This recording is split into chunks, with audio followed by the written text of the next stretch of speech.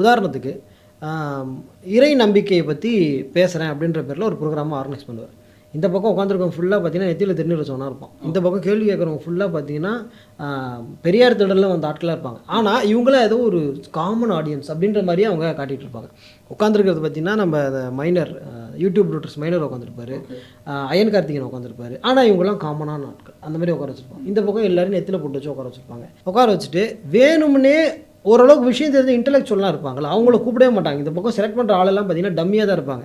அவங்கள கூப்பிட்டு கேட்டிங்கன்னா அவன் வந்து நாசாவினுடைய சேட்டலைட்டு திருநள்ளாருக்கு மேலே போகும்போது பிளாக் ஆகுதுலாம் சொல்லுவோம். அதெல்லாம் பச்சை புள்ள கூட நம்பாது. அந்த மாதிரி பேசுகிற ஆட்களை வேணும்னே கூட்டு உட்கார வச்சு பேச வச்சுட்டு அவங்கள இந்த பக்கம் இருக்கக்கூடிய ஒரு நபர்களை, அதுவும் நல்லா இந்த பக்கம் இன்டெலெக்சுவலாக இருக்கக்கூடிய நபர்களை உட்கார வச்சு பேச வச்சு ஒரு இம்பேலன்ஸ்டான ஒரு ஸ்டேஜை உருவாக்கி காமன் மேன்கிட்ட அவங்க என்ன கொண்டு போய் சேர்க்குறாங்க அப்படின்னா, இந்த மாதிரிலாம் இருக்கிறவங்க வந்து முட்டாள்கள், இந்த மாதிரி பேசுகிறவங்க தான் புத்திசாலிகள், கடவுளை மறுக்கிறவங்க தான் புத்திசாலின்ற ஒரு நரேட்டிவை கொண்டு போய் சேர்க்குறாங்க. இது திட்டமிட்டு நடத்தப்படுதுன்னு நீங்கள் நினைக்கிறியா? திட்டமிட்டு தான் நடக்கப்படுது.